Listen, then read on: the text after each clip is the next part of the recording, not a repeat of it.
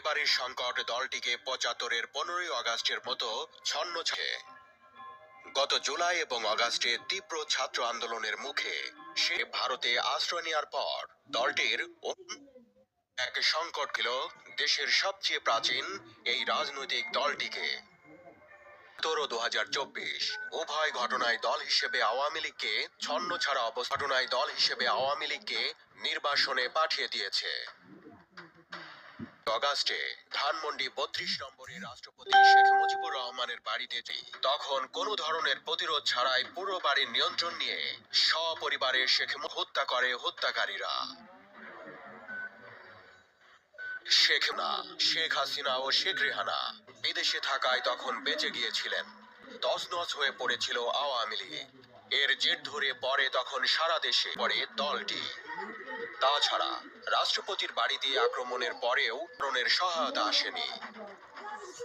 হত্যাকাণ্ডের পর ধানমন্ডি অভ্যুত্থানের সাথে জড়িত সেনাদের নিয়ন্ত্রণে ছিল। তৎকালীন এবং মন্ত্রী পরিষদের সদস্য খন্দকার মোশতাক আহমদ রাষ্ট্রপতির। এরপর আওয়ামী লীগের যারা মোশতাক সরকারকে সমর্থন করেনি তারা অনেকেই নেতা পরবর্তীতে আটক হয়ে দীর্ঘ সময় ধরে কারাভোগ করেন। অনেকে ভারত পরবর্তীতে আব্দুল কাদের সিদ্দিকী সহ কেউ কেউ আবার ব্যর্থ হন। সে বছর ১৫ই আগস্টের রহমান কৃষক শ্রমিক আওয়ামী লীগ বা বাকশাল পদ্ধতি প্রবর্তন করেছিলেন। পরে ১৯৭৬ সালে রাজনৈতিক দলগুলো নিবন্ধনের আওয়ামী লীগ নামে এই দলটি নিবন্ধিত হয়ে রাজনীতি শুরু করেছিল। নেতা তৈরি না হওয়ায় তার হত্যাকাণ্ডের পর দলের মধ্যে দলাদলি শুরু হয়। এরপর ১৯৭৯ সালের সংসদ নির্বাচনে মালেক পক্ষের মিজান পক্ষের আওয়ামী লীগ ২টি আসন লাভ করে আর বাকশালকেও সক্রিয় করে। এর আগেই দেওয়ান ফরিদ গাজী এবং ২টি অংশ হয়ে যায় আওয়ামী লীগ। এর বাইরে দল থেকে এবং এমএজি ওসমানী আলাদা দল গঠন করেছিলেন। শেখ মুজিব রক্ষী নির্ভর করে দেশ শাসন করেছিলেন। দলের সব ক্ষমতা নিজের হাতে নিয়েছিলেন। ফলে এ কারণে ১৫ই আগস্টের পর দলকে খুঁজে পাওয়া যায়নি।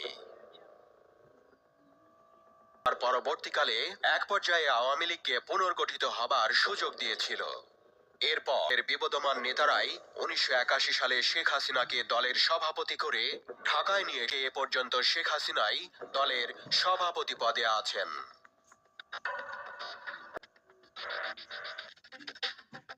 ব্যাপক ছাত্র জনতার আন্দোলনের মুখে ৫ই আগস্ট ভারতে পালিয়ে গেলে আওয়ামী লীগের টানা ১৫ বছরের শাসনের অবসান ঘটে।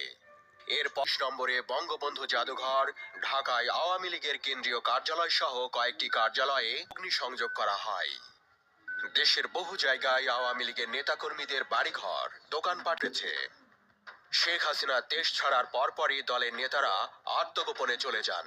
পরের কোনো নেতাকেই আর প্রকাশ্যে দেখা যায়নি। শেখ হাসিনা সহ দলের সব মামলা দায়ের হয়েছে। এরপর গত সাবেক মন্ত্রী এমপিদের অনেককেই আটক করেছে পুলিশ, যার মধ্যে আছেন সভাপতি শাহজাহান খান, সাবেক মন্ত্রী আনিসুল হক, দীপুমণি সালমান,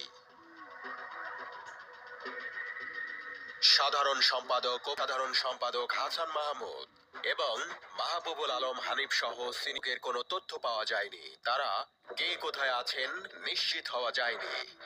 বলছে ওবায়দুল কাদের এবং জাহাঙ্গীর কবির নানক সহ নেতাদের বড় একটি অংশ কেউ কেউ ভারত হয়ে অন্য দেশে গেছেন। দল এবং শেখ হাসিনার অবস্থা সরকারের পতনের পর তার সব চিহ্ন দল হিসেবে আওয়ামী লীগ ছন্নছাড়া হয়ে গেছে। শেখ হাসিনা বাংলাদেশ ছেড়ে যাওয়ার পর পরাজয় জয় বলেছিলেন যে তার মা আর রাজনীতিতে ফিরবেন না। মিস্টার জয় বলেন, আমার পরিবার এবং আমি আমাদের যথেষ্ট হয়েছে। কিছুদিনের মধ্যেই অবশ্য তাকে ভিন্ন সুরে বলতে শোনা গেছে। তিনি বলেন, যখন অন্তর্বর্তীকালীন সরকার নির্বাচনের তারিখ ঘোষণা করবে